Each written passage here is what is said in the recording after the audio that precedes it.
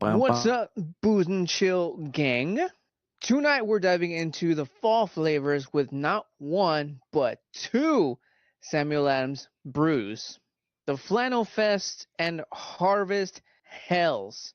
I've got the My Pop Gourmet Popcorn giveaway winner locked and loaded for you. And we're breaking down some thrills and chills with the new Conjuring the Last Rite. So grab a drink and grab a snack. And if you hear something go bump in the night, well, it's probably just me opening up another beer. Let's get into it. Ace Core 30. Ace Core 30 matchup. And welcome y'all to the Booze and Chill live. Yeah, that's a hella loud, I suppose. Thank you everybody for joining. Thank you all, and let's I think we can turn it down just a little bit. As per usual, if you are digging the what did I just volume down? That wasn't the music. If you are digging the music that you hear, which is typically what I usually play in my background, please head on over to my homeboy Ace Core 30. Check him out. Check out his stuff. I still have not updated this, but he also now streams and games live on stream. Not streamer is what I use. Twitch, on Twitch. Check out his YouTube, check out his TikTok, check out his Instagram and his Twitch. Check him out. He still does music. If you're in need of music, work something out. But yeah, today is a very cool, interesting. Am I crooked? What's going on? I could have sworn. Whatever. Today we're gonna be reviewing, of course, we review the drinks here, and we are gonna do the My Pop giveaway, thanks to the good folks at My Pop right there. And we are also going to be talking about I should probably tell you all right now, because this is technically this is going to be a site. Yeah, so I am going to be talking about the Conjuring the Last Rite. I'm not going to be going full on movie. I'm just going to be talking about the stuff I liked, the stuff that I disliked, stuff that maybe shouldn't have been, maybe, quite possibly. And but that's going to be till the end. I should probably mention that we're not going live on TikTok. TikTokers are, well, they're not here, so they wouldn't know. But we're not on TikTok for two reasons. Actually three. One, I've been using my phone to edit some stuff that's coming up soon, and also low battery because I've been working on stuff. And three, I simply forgot to make a thumbnail for TikTok. You make thumbnails for TikToks for your lives, for those of you who didn't know. But anyways, let's get right on to this. Let's start pouring out the first drink, and let's do, because we're doing two drinks. We're doing one of them is called, they're both Samuel Adams, Harvest Helles and the Flannel Fest. Samuel Adams, always a good decision. See what I did there as the can was spinning? Yeah, no, whatever. Anyways, let's do the first one. What was the first one I showed? Flannel Harvest Helles. So we're gonna start by doing the Harvest Helles right here. This one right here. Grab the right can. First try. Awesome. Pulling it out of the ice. And let's get this bottom view down here. Let me know in the live chat where you guys are at. Where are you watching from? We're also, as usual, we are live on YouTube. Top one. Booze and Chill Facebook, my personal Facebook, and Instagram. Let me know where you guys are watching from. So let's pour this sucker out now here, shall we? Bam. Looking nice already. It's almost the same color as the can, is it not? Kind of, sort of. No, not actually. You can't really tell on this camera, but it actually kind of sort of is the same color. Let me see. What if I just like pull it up here? You still can't really see it on camera, but in person, it's like a nicer golden color. It's much more amber on camera. It's more golden in person. Almost as gold as the gold. What are they, like flakes or something on the can? You can't tell. You can't tell, but it doesn't want to focus. It's fine. It's okay. It don't want to do it. So let's see. Looking real nice, real smooth looking. Again, this is Samuel Adams. Let me know in the comment sections what is your favorite Samuel Adams. There's so many of them. And then right now, I gotta give a shout out. I gotta give a shout out to the boys. More specifically, I can't remember who exactly got it, but a special shout out to my homeboys Jose and Alex for saving these for me. And I think it was Alex, the one that actually got his hands on these. So shout out to you guys. One for getting it, and both of you for saving me some. So awesome. Very cool of you guys. So again, let me know which one's your favorite. First one that comes to mind, the cherry one. It's rare and it's delicious. So let's do the thing that we do here. Let's get this spoiler, because I said I was gonna spoil. Let's get the smelling into play. Let's get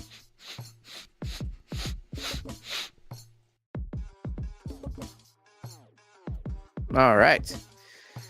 Cheers. Oh wait, I like to do this. Wrong one. Cheers, and cheers.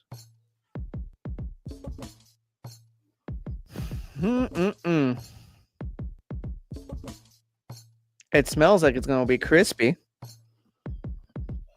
There's a bit of a honey sweetness to it. In the meantime, I pick up what I can pick up. I'm going to open up to see what exactly we're supposed to be picking up here. It's super sweet.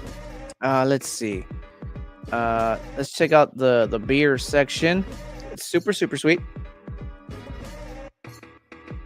There's a little weedy, sweet, almost like a what is that? There's a sweetness. I can't tell what it is though.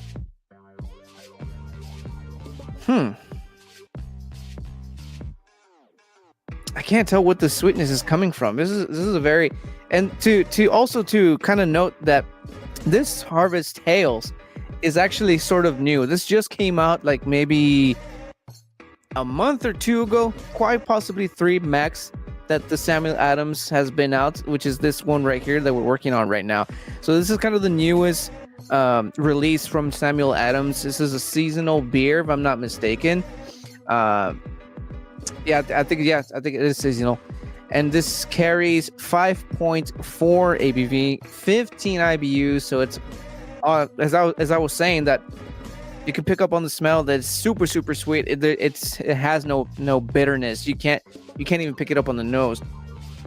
Typically, when it's got high IBUs, you can actually smell this slight bit of dryness on there. Or at least I can. So let's see. What are we supposed to be getting on this thing? Let's see. Notes of citrus. I'm picking up that. Stone fruit and cereal. What the hell is a stone fruit? What is stone fruit? Let's look that up. What is stone fruit? These crazy times, man. Crazy time. Let's see. Stone fruit. Fleshy fruits with heart, pit, or stone containing a single seed at their center, including popular examples like peaches, plums, cherries, apricots. Actually, apricot. That's what a little bit of apricot. There we go. Apricots and mangoes.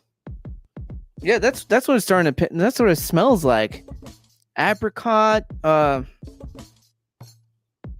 Maybe slight cherry actually, because there's a very distinguishable smell that reminds me. I didn't want to say cherry because I was like, nah, it can't be. But no, it's like it's part of the stone fruit groups. So it's a little bit cherryish, a little bit apricot-y. That's what I'm picking up. Okay. But that's really mostly it. That's all you're supposed to be picking up. And as far as the cereal, that's the wheatiness that I picked up. That's the wheaty cereal. Wheat cereal. That's kind of what cereal is made of. You know, besides like the hundreds of pounds of sugar that they add to that shit. So that is right in there. Shout out to who? What? I can't read. It's so tiny. Actrusimos. Thank you for watching on Instagram. I apologize. It's far away from where I'm looking, but thank you for joining there on Instagram. Let me know where you guys are watching from. But that's all we're picking up, because that's all apparently that you're supposed to pick up. So kind of cherry, slight apricot-y, weedy. Maybe no, not plum. No, that's not plums. Plum, to me, plum has like a little bit more like a almost like a soury kind of smell to it, and it does not. It's more on the sweet end, so sweet and weedy. Yep, that's what I'm getting. So that's enough of that smell, and let's get right on to the next thing. Let's get it tasting.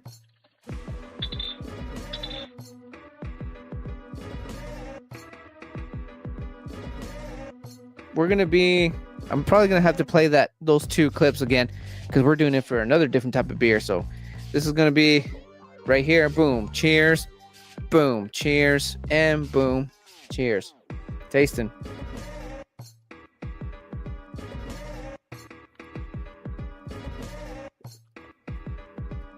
Oh, so delicious. See, in the smell, it was like a cherryish apricot.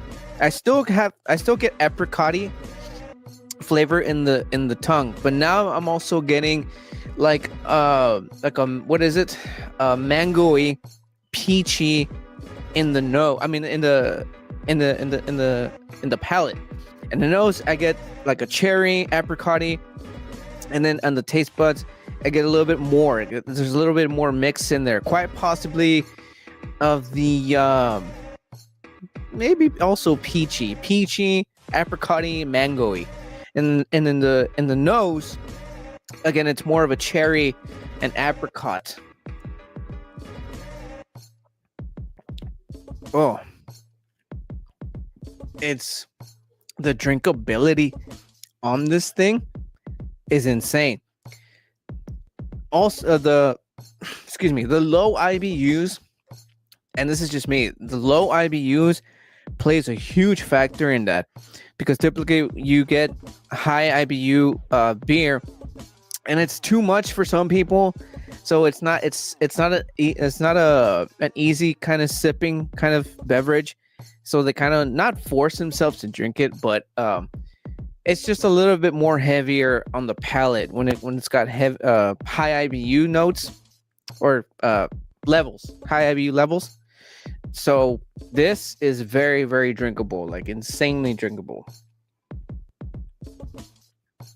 Super refreshing, very crisp. Ace Court 30. Just overall, just nice. It's a very nice. I should have brought in another cup for the next one. I should have done that, because I can't even. I even poured the entire thing. I should have done that. Should I go get it? But then I have to mix in between. You know what? Nah, screw it. We're gonna keep this going. We're gonna keep this going. We're gonna finish this, do the giveaway, and then, excuse me, and then it'll open up the next one.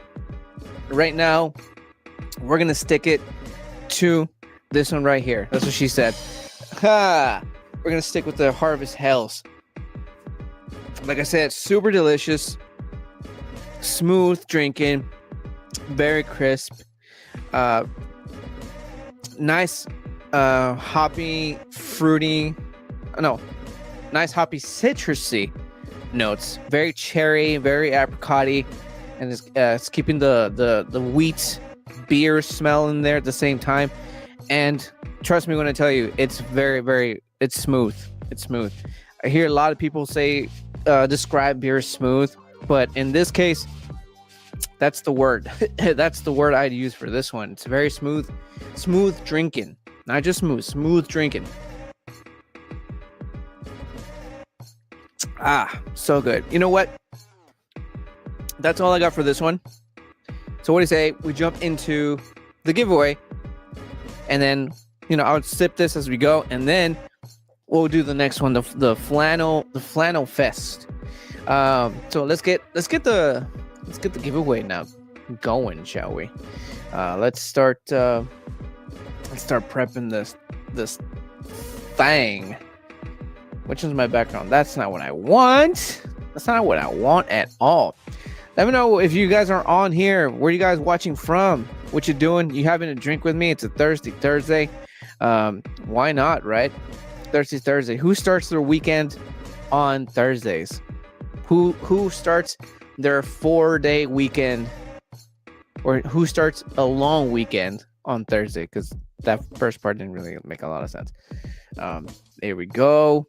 And let's pull it up, son. Gotta give this a pause. Give the music a pause so we can give it a nice dramatic effect. Let me know if you guys entered the giveaway. Are you feeling lucky? Also, I have to apologize to the people on TikTok. I totally forgot to post what I call the flyer for the giveaway. I totally forgot, so I apologize for the people on TikTok, which I guess is fine. It's like they didn't even know, right? Or maybe they do know.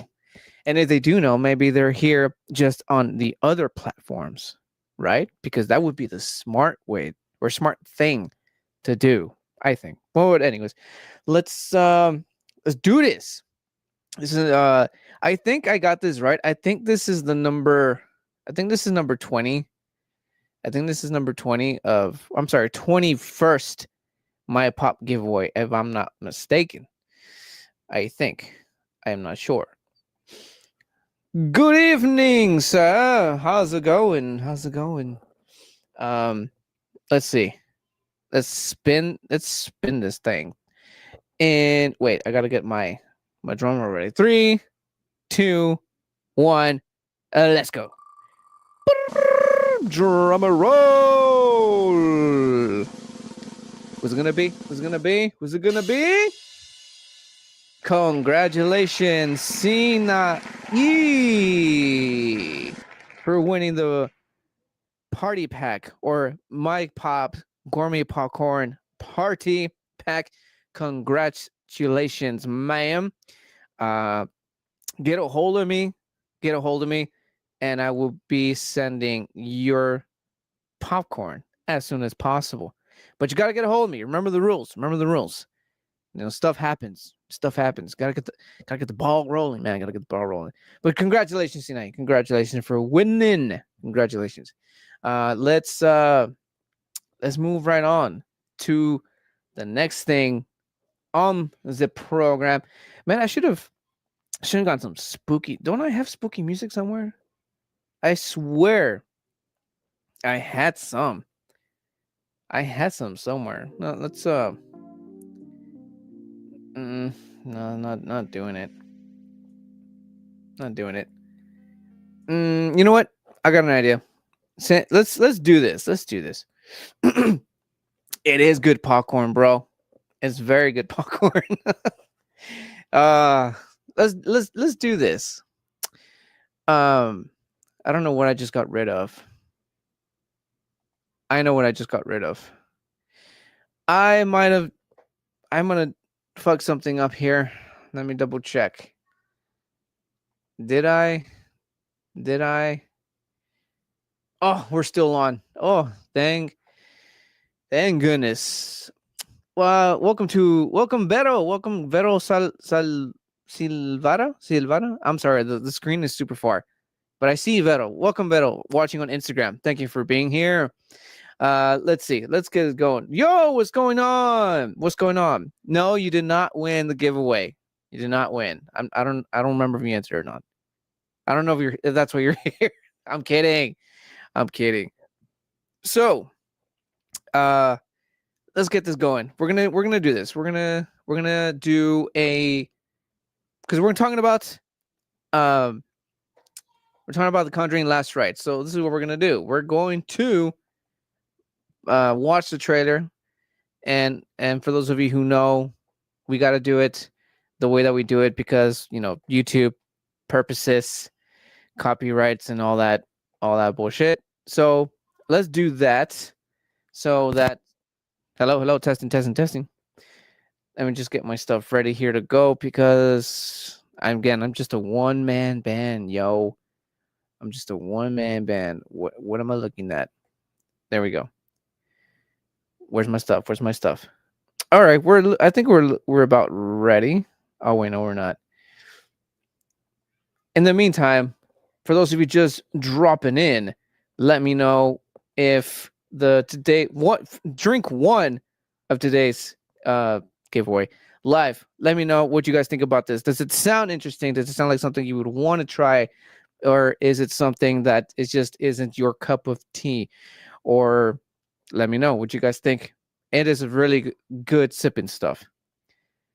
Is that even a thing? Good sipping stuff. There we go. Let's do the thing.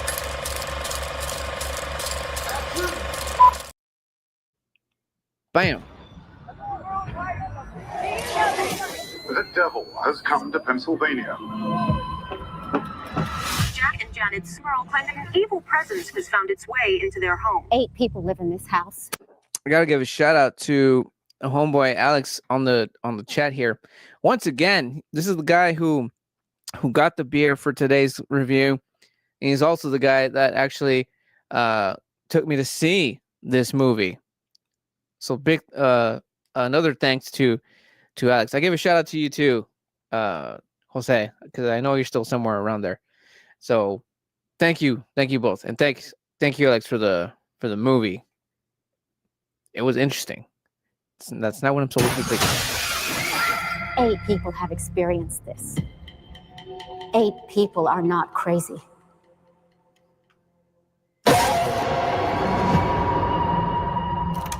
I had to dim down the lights because I can see better, and just something about watching movies in the dark that just makes it much more enjoyable. I don't know if that's just me. So, when did this start? Heather's confirmation. 7th of September. There's something in the attic. Ed, there's an evil here. Something I've felt before. Oof. Yeah. Whenever stuff like that happens in bed at night, that's the kind of shit that just makes you just not want to lay down on your goddamn bed, right? That's just this kind of stuff that you're just nope, and you quite possibly burn down the house. This thing in your house is a demon. It's the first one that we ever encountered. Now, I have a couple of questions when she mentioned that that's the first demon that they've ever encountered. Like, I don't remember, like, which one was the first? What was the first one? The Conjuring. We're gonna have to go back for a few movies back just to kind of like recap real quick before I start blabbering about it. and everyone got nightmares and couldn't sleep after watching. And nah. Like it was entertaining. Thanks for whatever finding the beer. Oh, okay, it was him. Okay, I wasn't 100% sure who it was. Well, thank you both. Anyways, I thank you both for saving me.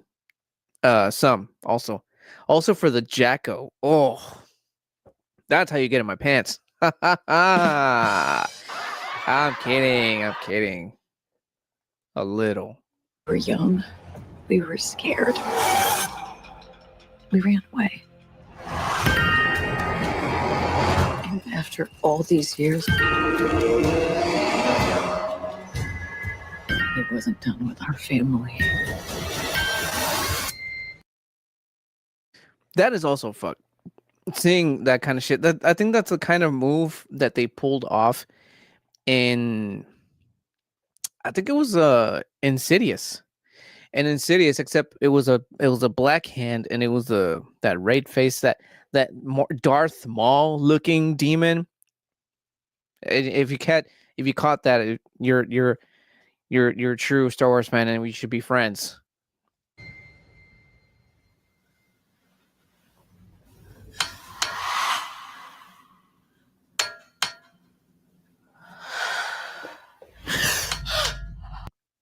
This part was actually one of my favorite scenes of the movie. You're welcome, but Alex did the heavy lifting. He also couldn't sleep on the movie. And he lives alone too. So, I mean, I don't know.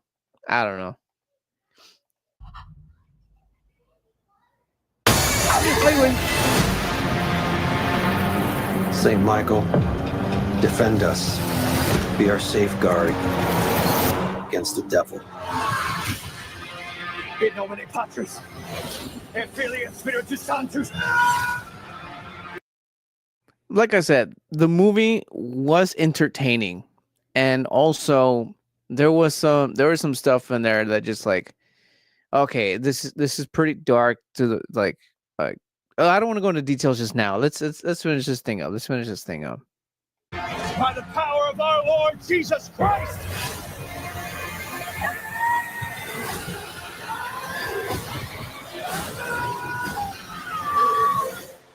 I don't know how to protect you this time.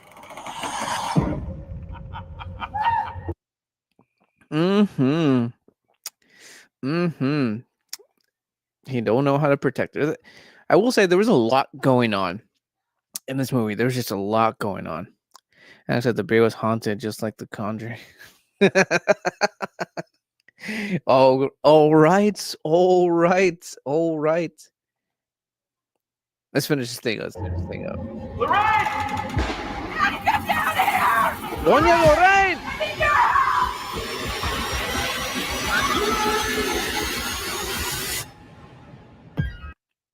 Oh, damn. It's okay. I was just going to say, I love when they do that suspense. Like it goes from low to super high. And then usually it can either go one or two ways. It's going to end with a much louder bang, or it's just going to just do what this just did. But I'm a huge fan of that.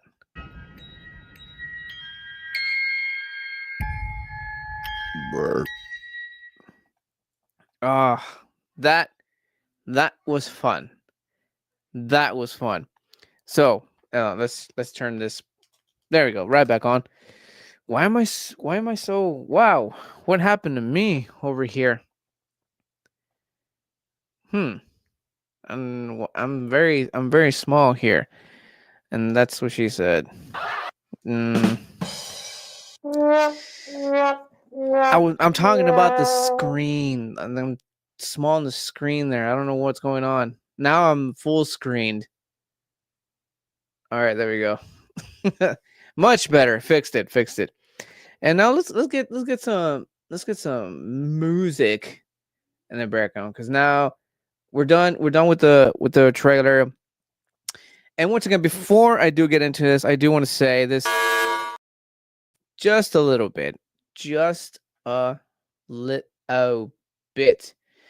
I'm just gonna put the last thing I had here. Ace Core 30. You know what? Let's switch it up a bit. Something a little bit more. No, no, no, no.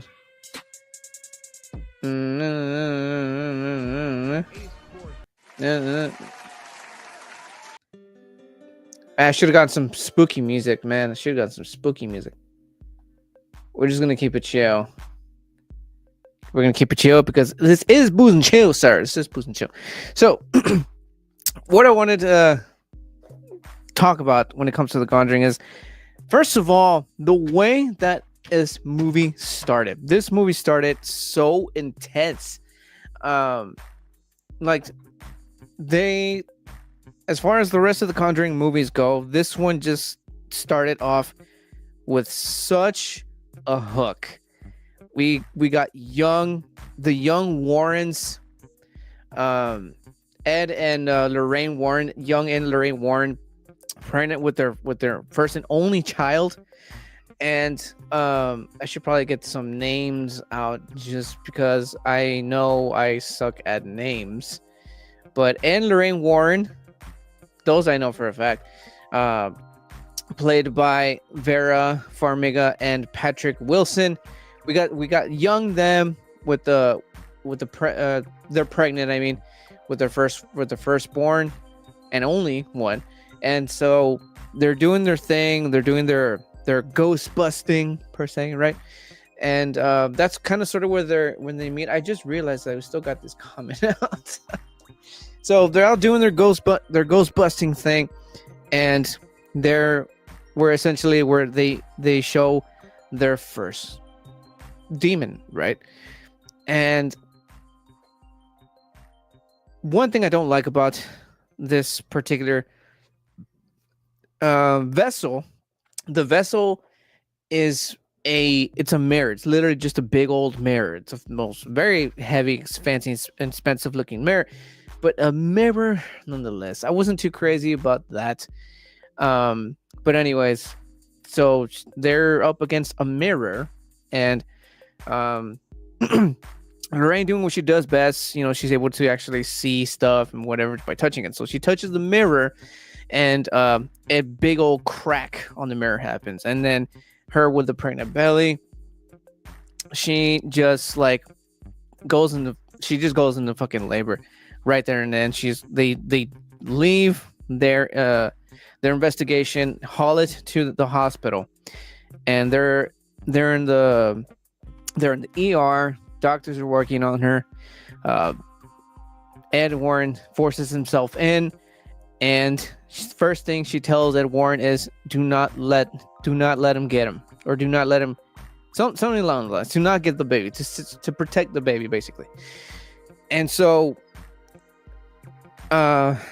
shit starts going completely dark, like the hospital lights go off and stuff like that. And then that's when we first see their first demon, I guess you could say, their first demon, which actually ends up appearing at some point or another in the movie. Not so much really, but anyways, so we get the first look at their very first demon, which looks like something out of maybe Scary Stories to Tell in the Dark, quite possibly. So it wasn't so much as scary as it just was freaky looking. So, but still interesting. But the whole scenario that was taking place in the beginning with Warren Lorraine just completely just losing her shit and just giving birth right there and then. And the reason why it hit so much for us, and by us I mean me and my wife, there was the three of us, my buddy Alex, myself, and my wife. And the reason why it hit me and my wife so much is because not only that we're parents, but she's currently pregnant with our baby boy now. So we look at each other in this part of the movie, and she's like, I invoke this negative energy. and it's like, oh shit, like, is it just me, or this beginning part's a little fucked up? She's like, nope, I don't want this energy. So to us, it kind of sort of hit home a little bit in that sense. So I thought that was really nice. It was messed up. There was a baby involved, and the demons are trying to get him, and all kinds of shit. And the baby was born stillborn, and by the miracle of Ed and Lorette Warren's beliefs, the baby comes back to life and breathes and cries, and all is well in the world. And then it cuts right into the Conjuring last night. So I thought that was brilliant. Bloody brilliant. Cheers. One step away from finishing the excuse me, the Samuel Adams Harvest Helles. Very delicious stuff. If you have not checked it out yet. So I love the beginning part of the movie. Very interesting, very intense. Really hooked us in. I'm pretty sure it did the same for a few people. But check 1 2. This shit is so sensitive. I need some new shit. So that's the beginning part, and then you get also introduced to the adult child that they gave birth to, which is this here lady, Julie Warren, played by Mia Tomlinson. I apologize if I butchered that, but that is her. And to put it short, she develops the same abilities as her mother, which is kind of understandable because it's some special abilities, whether or your genes or whatever it may be, some of it has to get passed on, and that was the thing that got passed on to their girl, to Judy. And she apparently is now dating some guy, and it's kind of funny because again, this movie kind of sort of hit a little bit home to when it comes to the parenting, because you see like Ed Warren, not liking the guy and stuff like that. My kids are still young, but I also have as nieces, or my other kids as I call them, so I kind of sort of get that. So that was also funny. There's a little hints of comedy there, small little doses, not too much, just like your basic family comedy type of thing. So that was nice. It wasn't too overbearing, just enough. We got some of it from the Warrens. Nothing too awkward. Well, awkward in the sense where the boyfriend meeting the parents and stuff like that. But anyways, so beginning was reeling. It was nice. It hooked you in, and then we're getting the character development, not so much on the Warrens, but more on Judy. And again, she got her mom's special abilities, and right away they show us how she was able to control. She's able to control that kind of sort of plays a little bit in the movie. She there's this little rhyme that Lorraine taught her when she was young to use, and she notices that she's whispering that little rhyme in the restaurant. And in the trailer that we just saw, see a hand pop up from behind her, just on her shoulder. That's when Lorraine notices, like, okay, something's up, blah blah blah, so on and so forth. And then later on in the movie, we get introduced to the Smurls.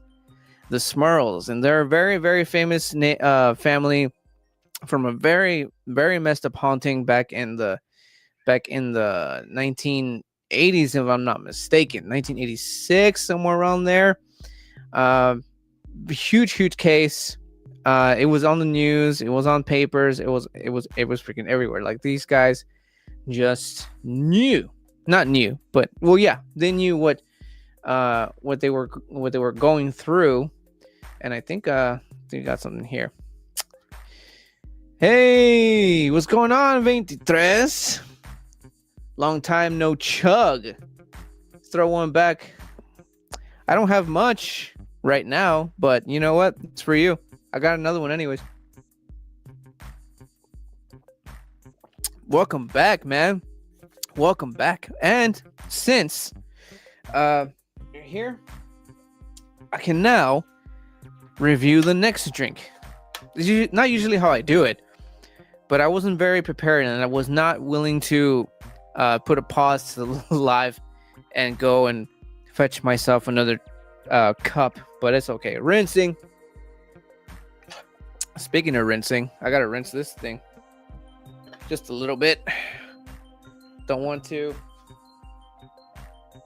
get the same stuff on there. A little quick rinse of the cup. I'm not sure if that was smart, pouring a little bit of water into my trash, but I guess it's fine. I know there's some stuff in there that'll probably absorb it. Just gonna adjust this shit. There we go. Thanks to my buddy, old pal, good friend, good buddy, Ventitas. We can move right on to the next review as we continue on with this Conjuring Last Rites review, and that is this one right here. Flannel Fest! Flannel Fest as part of the seasonal newest. Actually, I'm not too familiar with the Flannel Fest. I know for a fact that the Harvest Helles, the one I had I had just finished, I know that one's the newest one. Flannel Fest could have already been around. I probably just don't even remember. There was this particular pack I had. I don't remember if I reviewed it or not, but something like this came out. The actual design, whoops, my bad. The actual design actually reminds me of what was it called? From Founders Brewery, and this one was called the Filthy Bastard, I think it was. Whoa, that stuff was intense, bro. Now let's pour this thing out and see how it looks like. It's gonna continue on. Ooh, it's dark, but at the same time, I'm not surprised. The Dirty Bastard. Holy crap! It's what?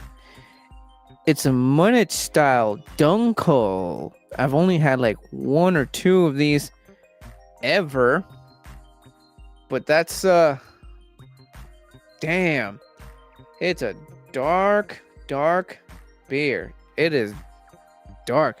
It is as dark as that scene in The Conjuring where the priest just fucking gets devoured by Satan himself inside of a church. Holy crap. That is intense, bro. That is very good looking, though. It looks very good. Woo! There's a bit of a sweet chocolatey smell to that. Let's see. Always, I actually used that one earlier. Actually, Samuel Adams, always a good decision. It's a good stuff. Oh, I feel like I should play it at some point, or now. Maybe now. Now? Yeah, probably now. I'm only one man band, man.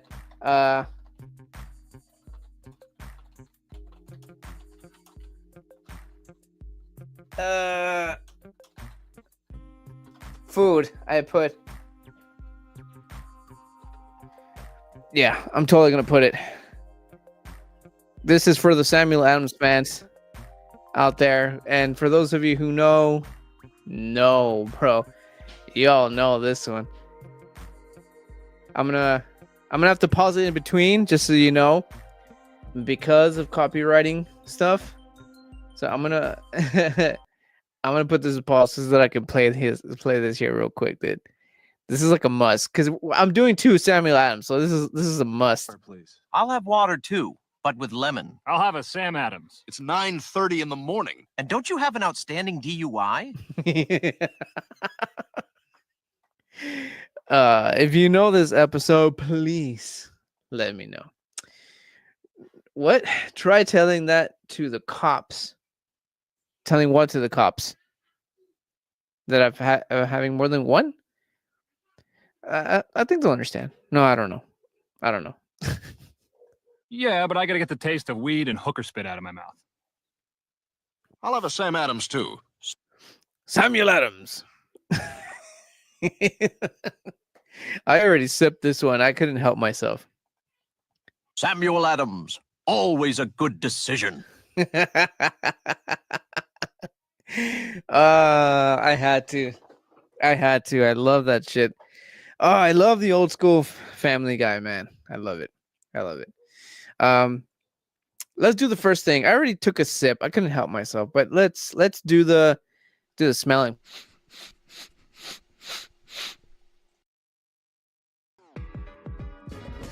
That's not what I played, did I? I think it was something like this. I think it's something like that. I really should have gotten some spooky music, but it's okay. Cheers. Cheers. And cheers. You know, I was gonna rinse, but no, I'm gonna smell it first.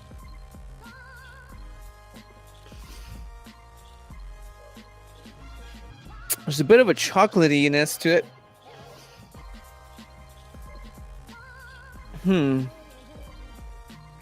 Let's see.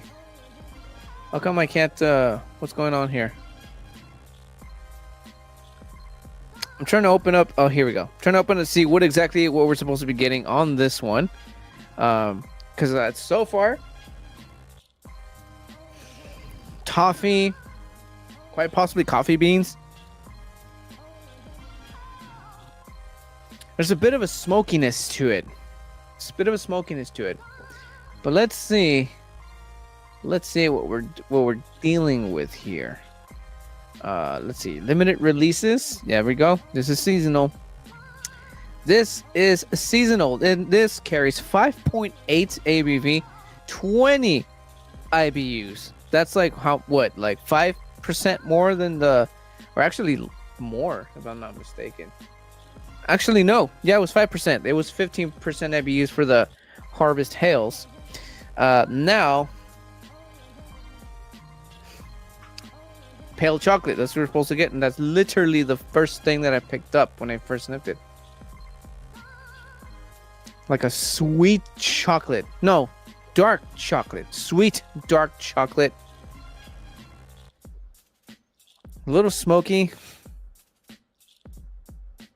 Chocolatey. A little nutty. It's a bit nutty, this one. If you know where that reference is from, let me know. A little coffee beanie.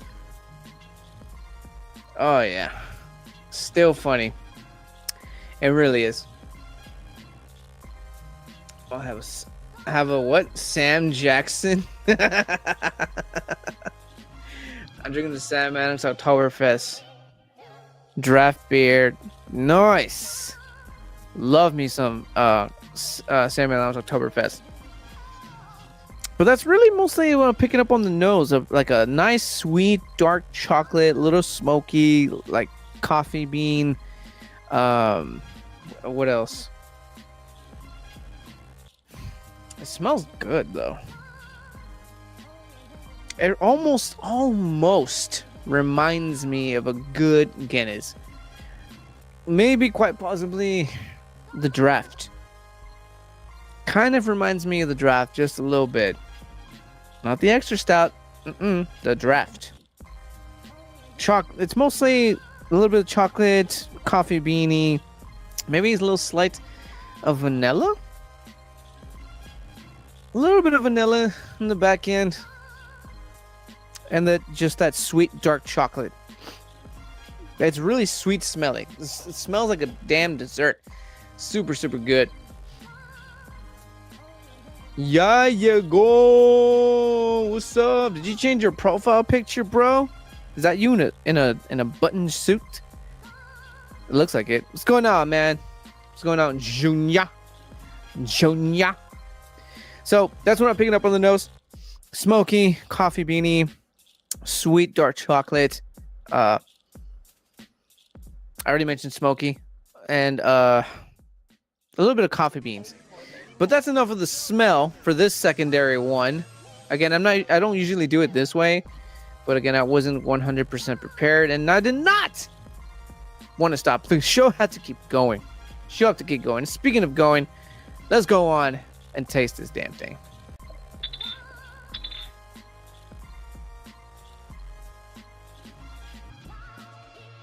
Do a secondary rinse here.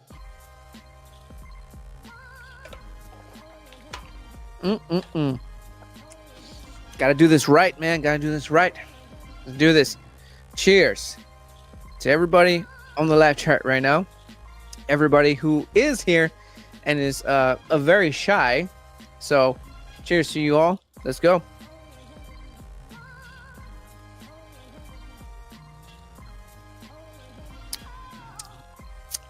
Yep. Let's see. What am I supposed to be getting here? It's a bit malty. It's a bit malty in the palate there.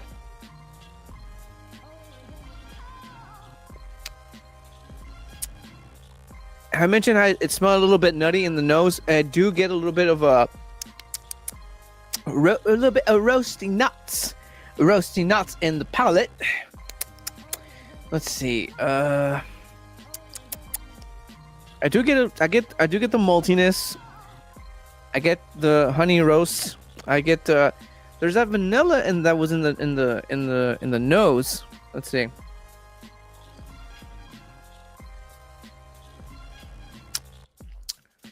Not so much on the palate. There is a little bit, not like a lot though. I did get like a caramelly, vanilla-y in the nose. Not so much in the palate. We're supposed to be getting rich malty flavors. I get the malt. We're also supposed to be getting caramel and roasted nuts. Not so much caramel. I do get that smoky roasted nuts.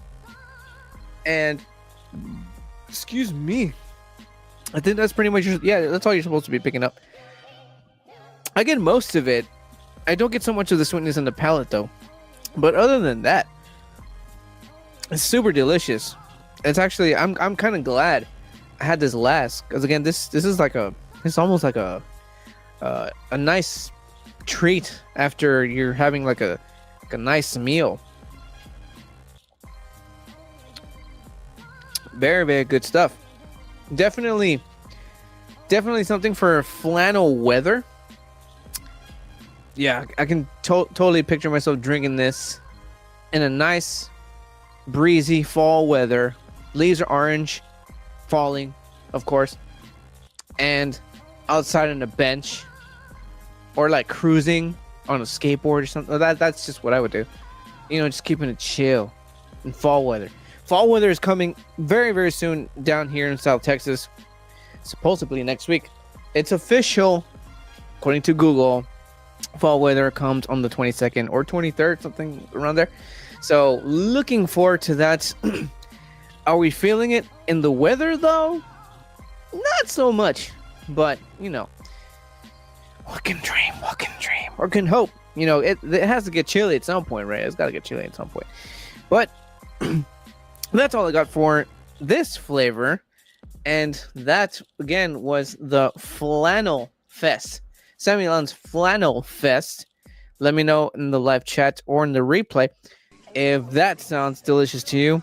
Do you dig coffee, toffee, roasty, nutty, caramelly, vanilla-y, malty flavors in your beer? Then this is what you want to try, man. This is what you want to get, especially with the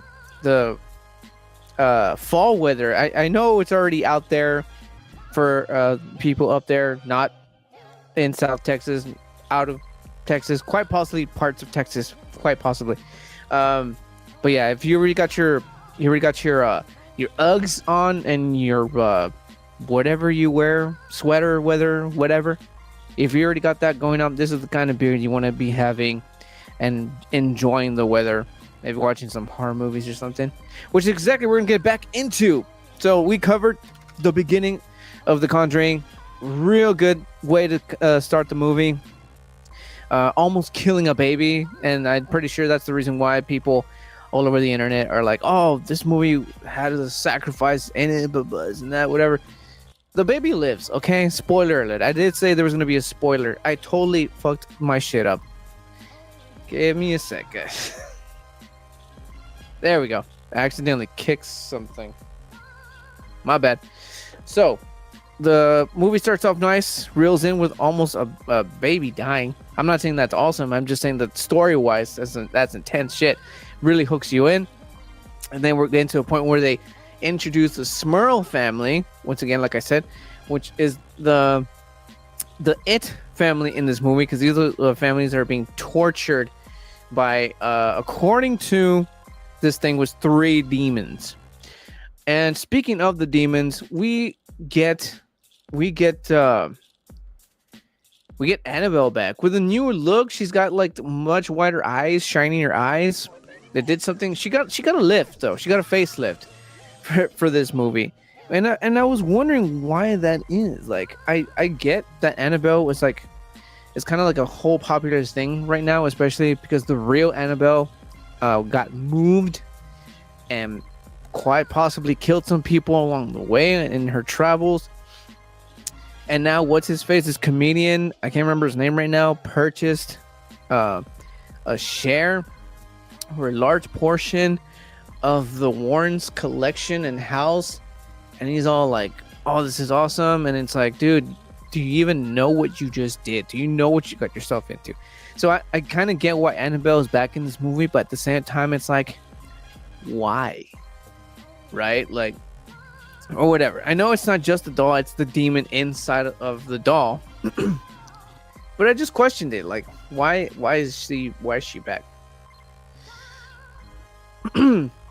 Matt Wright, that's right. That's the comedian. That's the comedian that bought a large portion of the rights of to the Warrens collection and the Warren house, and it's like, it's all the rage, man. It's all the rage. But that's still my question. Why was Annabelle part of this movie? Again, I get the popularity and I get all that. People kind of wanted to see that happen again, but it's like, did she really have to be there?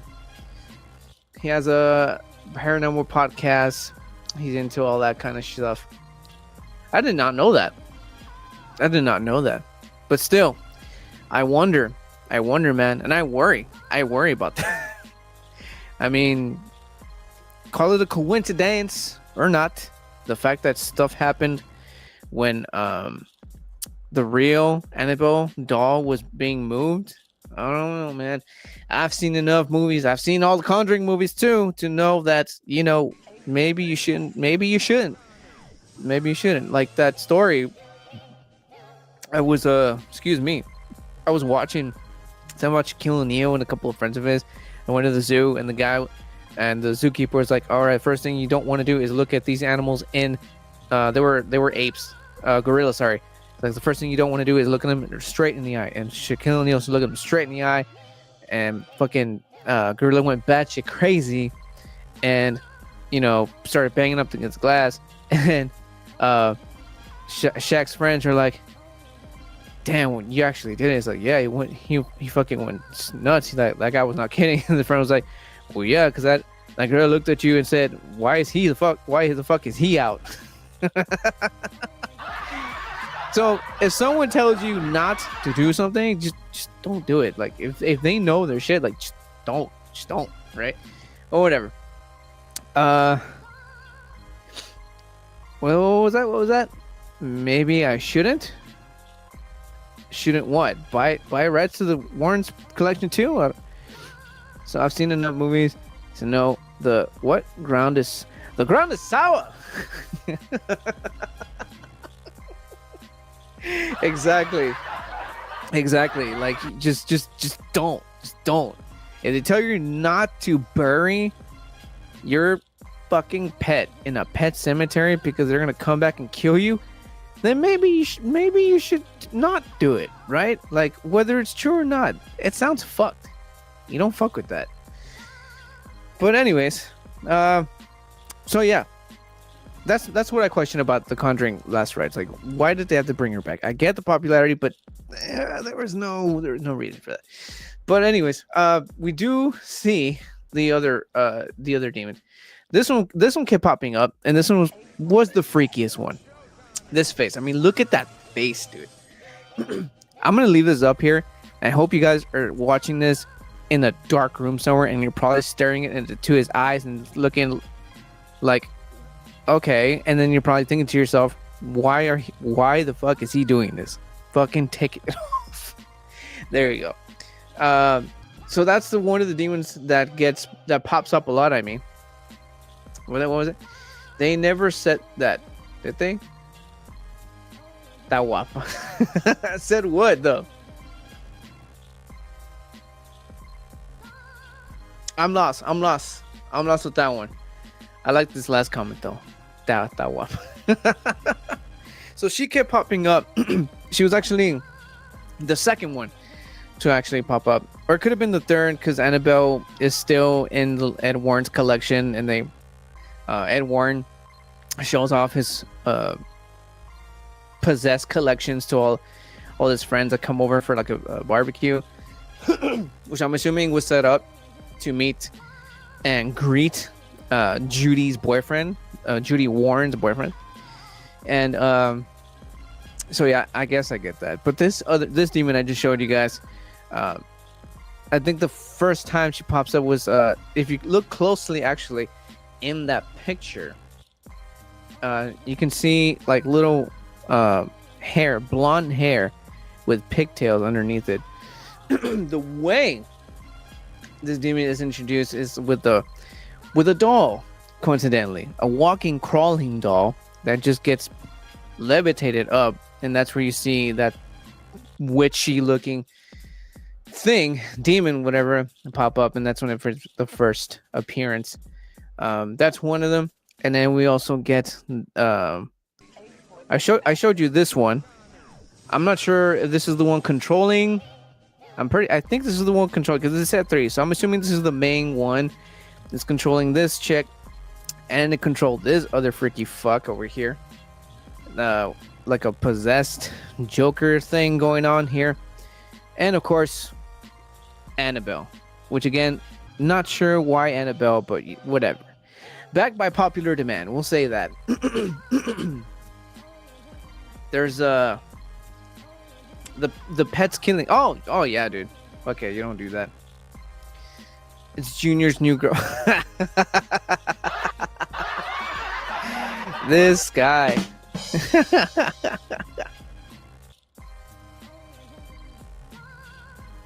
You're jelly. La prima de qué? La prima de Annabelle, Isabel. That's a good one. A little. Cheers, you guys. Oh, some sweet stuff. So anyways, so we get introduced to those demons, and they're tormenting the shit out of the girls. And just like in the trailer, one of my favorite parts is where they toss out the damn mirror. They toss it out into the garbage outside, the day before garbage day or whatever. The damn thing gets thrown into the garbage truck, and as it's getting crushed, and this was done by the two girls, the two swirl girls, which was I think it was, that's not it, Heather Swirl and no, that's Grandma. Where's the other girl at? Can't. This thing is so far. I'm just gonna put it right over here. And put it right over here. Not Tilly. Heather Swirl and dude, all these names are backwards. Dawn Swirl and Heather Swirl. So these are the two girls that carry the damn thing outside into the garbage, and then once it gets carried into the garbage truck, it gets crushed by the garbage truck. And the second that happens, I believe it was Dawn Swirl who just feels the mirror's pain, and she just starts puking black and then blood, and out with the blood comes out like shards of glass, which makes sense because glass breaking, freaking glass. I thought it's a very over the top, but I thought it was very, very nice, in the sense of keeping the horror and the gore just up there, just rising there. So I thought that was pretty cool, intense, but I love that. And what else did I like about this? The scene where Judy, because she's basically the reason why Judy brings, or the boyfriend is trying very hard to get close to the parents, is not because he's a huge fan of what they do. The boyfriend being Tony Spera, played by Ben Hardy, is not because he's a huge fan of the Warrens of what they do, but because he's trying to ask them for their blessing to marry Judy, right? Excuse me. And I lost my train of thought there. So he's getting close to them to ask for their daughter's hand in marriage, and at the same time, excuse me, I lost my train of thought there. There we go. So, it's for them to get married. And in the scene, here we go. And this scene right here, also one of my favorite ones. There's been a few horror movies with a couple of scenes that involve mirrors that are just done very, very nicely and just like are creepy. One of the first ones that comes to mind is Pennywise movie, and I believe it was chapter 2 of it. I think it was a fun house, and you see Pennywise go through the glass, grabs a little kid. And that's just one on top of my head. And I think they did this scene just right. I'll show you the picture one more time. It was nicely done, much more intense, like I said, more than the example with it that I just told you guys. In this case, the reflection breaks the glass and just grabs her by the neck and pushes her up against another glass, because this is like a small room with 4 walls, and all 4 walls are all mirrors, even including the door, which I thought was a very cool touch. And I'm pretty sure other movies have been shot there, but whatever the case, very nicely done with the room with the mirrors all around. And the cool thing about having a mirror scene is that when you have mirrors facing each other, you see an infinity of your reflection. Excuse me. An infinity of your reflection. And it's kind of cool how they did this one. You see a whole line of Judys, and then like far distance, there's this one Judy who, because I think she bent down to like grab something or whatever, and she notices that one reflection Judy, still standing, and that's where the whole coming at her. And that's what we see. The witch, as I'm gonna call her, you see the witch walk into the room thinking it was the girl that was doing her fittings, and this little witch was also being a little creep, and she tucks herself under the wedding dress and pricks her with a needle, and just scares the living shite out of Judy. And that was another good scene. Very nice stuff. Like I said, there's very intense horror scenes. Like there's only a good handful of them, and the only thing I can think of that I was just like questioning a lot was Annabelle. Why her return again? Popular demand, I get it, but unnecessary, I think. I'm surprised no one could hear her scream in the mirror room. I mean, eventually, right? At some point, and I'm pretty sure it's because like the demons take them to a certain realm or whatever, which leads. Thank you for reminding me. Which leads me to another part that I thought was pretty fucking cool, and possibly the most literal, darkest scene in the movie, when a demon literally scares or possesses. I'm not sure which. I don't know how that works, but still, there's this priest friend, very close friend of the Warrens. I'm pretty sure he's been in most of the Conjuring movies. He's the go-to priest for the Warrens, and he is the only one investigating the swirls, because apparently the swirls is so bad that apparently the church knows about it, but they're not sure how to handle the situation. So he takes matters into his own hands and goes to the swirl's house and starts doing the priest thing, blessing it, whatever. Goes down to the attic and is splashing holy water, and everywhere the holy water was splashed, smoke would come out, and he's like, nope, something's here. Hauls it to the church to get permission to be able to do an actual exorcism and investigation and whatnot. And while he's there, he's like in this waiting room. He speaks to this lady, and just like that, boom, lady's not there anymore. He gets there's a ring, there's a phone call, and one of those old school phones, you know, the ones with the cable and the spinnies. So that goes on. He answers it, and it's that same girl, and she tells him that he can go now. That is a lot to read. I'm gonna have to put this over here because that is way too small. The whole Annabelle thing I had a problem with too, but apparently she came out because of the girl, since she has a fear of Annabelle. Well, I guess that makes sense. That's what demons typically do. They use your fear and a specific fear to torment you, to be able to, you know, that's what they fuel off of, right? So that makes sense. Okay, I get that. That makes a lot of sense.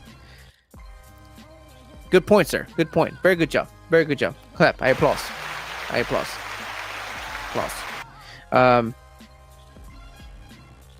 So he gets that phone call. He answers it. It's the same lady in the desk, and says, "You can go now." And then this is the part that it makes me question so much. But at the same time, how I mentioned that I'm a true believer of movies giving us hidden messages. So this is what I think.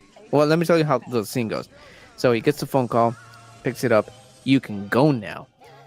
And then on the door that he's supposed to go through to speak to whoever it is he was supposed to speak to, on the knob it's got the crosses. You see the knob turning the cross upside down. Both doors fucking explode open. Blackness completely covers the entire little small waiting area, and he's just there freaking the fuck out. And he pulls out his cross, starts saying some prayers, and wind, all this noise, all this terrible things happening in the background. The cross catches fire from tip all the way to the bottom. His hands burned to a fucking nothing. Falls onto his knees, stares into the blackness, and then all of a sudden everything's normal again. He walks out of the room. He grabs this extension cord from like this janitor who's this machine that's polishing the floors, and wraps it up against some rack somewhere. He's like on the, I don't know how many floors up, wraps it around his neck and pulls off a omen that's all for you, Damien. But there, you know what I mean, jumps off, right? So when I say that I'm a true believer of movies of giving us hidden messages, I do think that the church has been infiltrated, and I think that is Hollywood's not secret, but that is the, what is the word I'm looking for here? It's gotta come to me. It's gotta come to me.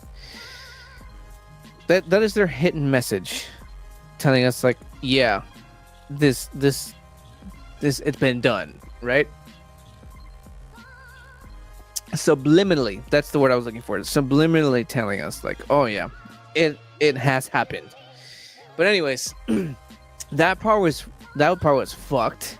That part was fucked. And that eventually leads the Warrens, mostly Judy. Judy is pretty much the star of this movie because she picked up her mother's abilities. She attends, as well as all the rest of the Warrens and the boyfriend, attend the priest's funeral. Judy places her hand on the not the canvas, the coffin where they got the priest in, and you hear pretty much all the noises and pretty much hell that he was hearing at the time before he was scared to literal death. And she pretty much sees it happen. She sees him die. She's off on her little quest to find out where it happened, and it all leads her to the Smurl's house, because she knows that that's where it started. That's where he was before he offed himself. And Lorraine Warren are freaking out because it's like, where does she go? Blah, blah. They find out where she is. They go. They're like, we're just here for our daughter. And the daughter's like, fuck that. We need to help these people because if no one does, who will? Blah, blah, blah, this and that. And that starts the most crazy, epic ending to a Conjuring. And when I say that, I mean, like, there was so much going on. I'm gonna skip along to the last part of the movie. So again, if you haven't seen it, once again, it's been like almost a week. So it's like, but I warned you several times. So I'm gonna skip on to the last part of the movie because it's like there was way too much going on. First off, the vessel, the mirror, the one that has the first demon that they ever faced. Okay, so the mirror, it gets heavier when you try to lift it, but then it can also levitate and it spins like a goddamn tornado.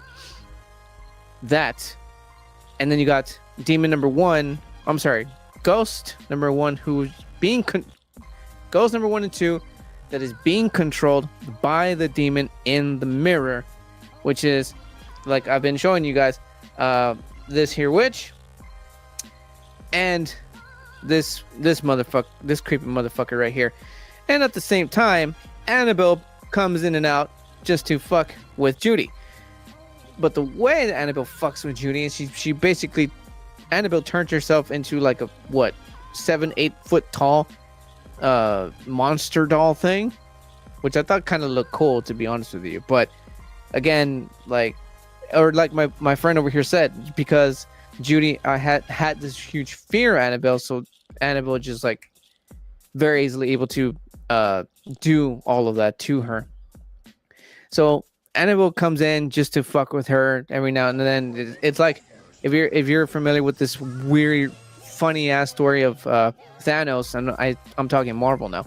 Thanos apparently has this thing for this human guy. I think it was like, it was David or George, some bullshit like that, and he literally comes in just to fuck with him.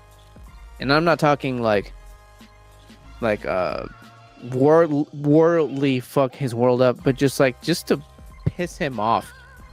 And that's kind of what Annabelle was doing throughout the entire movie, just coming in and just fucking with Judy.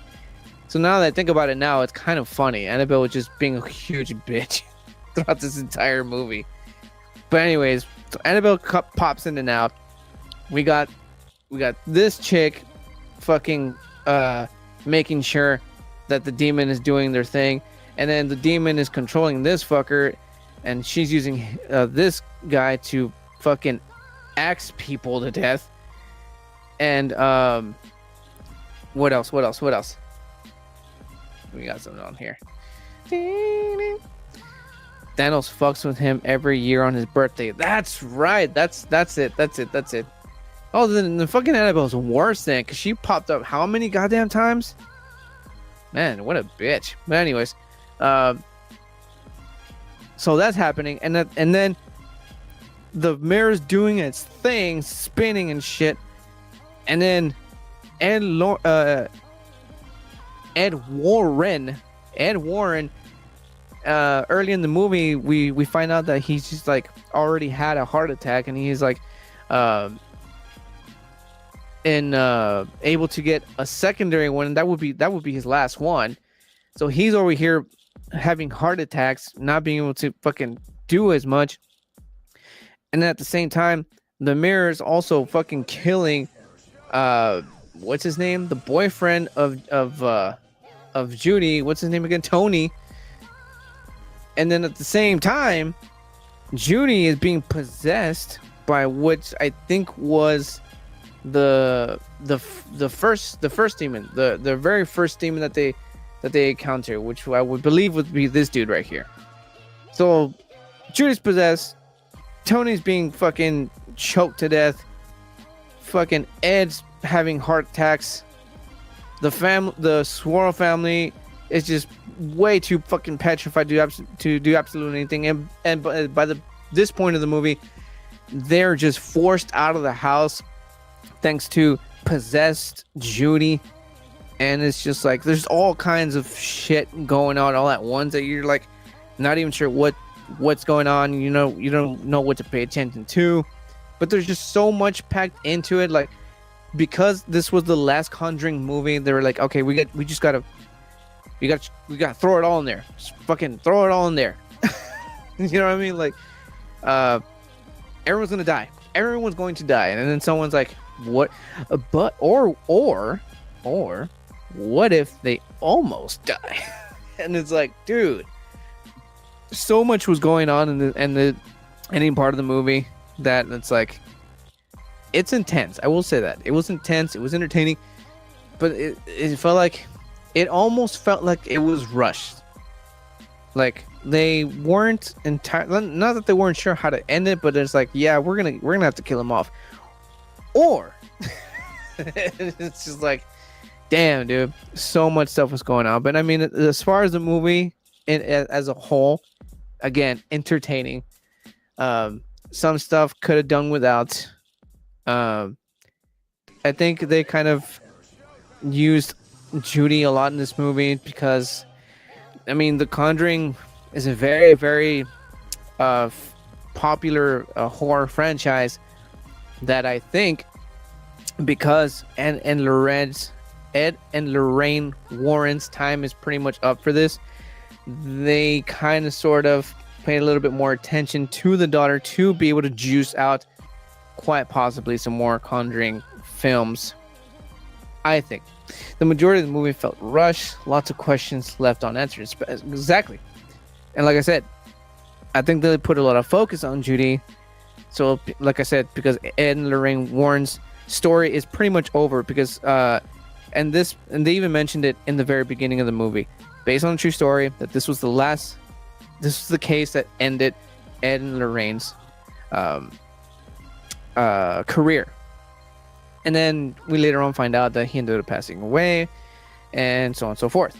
So Ed and Lorraine's story ends there. So they're like, what if, right? So that, again, I think that's why they put a lot of focus into Judy, in case they ever decide to bring back the Conjuring back, whether it being Annabelle, Judy, some other demon that they're probably gonna make come up with and make up, or maybe possibly bring back another true story of Ed and Lorraine Warren, except with Judy. Like, the possibilities are endless.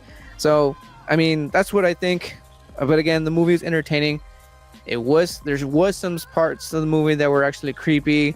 Not too many jump scares, which I find refreshing, because too many jump scares kind of gets annoying at some point, me personally. But that pretty much is it for this one, guys. I didn't go full on the movie, just some stuff that I thought was very cool, some stuff that was and some stuff that's whatever. You get what I mean. But that pretty much wraps this live up, guys. And this was fun. This was a lot of fun.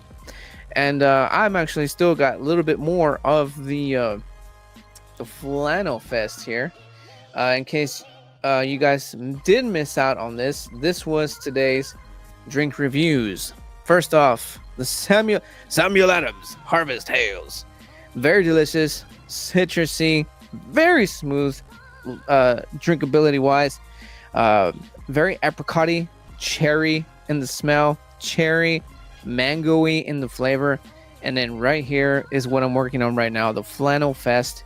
This is more of a darker kind of beer. This is more toffee, coffee beanie, malty, and nice smoky roasted nuts kind of flavor to it.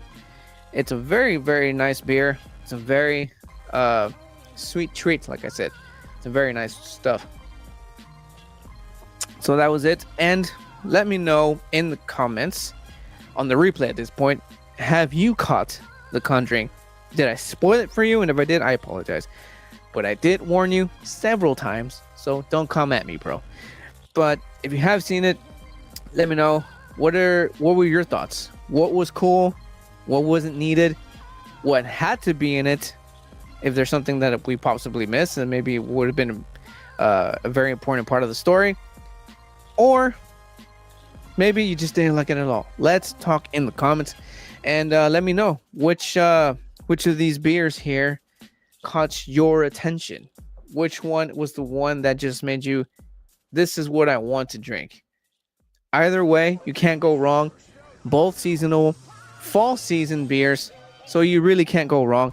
They're both very delicious. It just depends whether you're in the mood for something citrusy, bright, or if you're into something a little bit darker, a little more on the coffee, dark chocolate end. But that's it for that, guys. Thank you all for tagging along. Thank you all for watching. Thanks everyone who is involved in the live chat. Excuse me. And that's it for me, guys. This was fun as usual. Thank you guys for watching. And remember, if you keep watching, I'm gonna keep drinking. I've never done that. All right, guys. Thank you so much. I'll catch you in the next one. And cheers.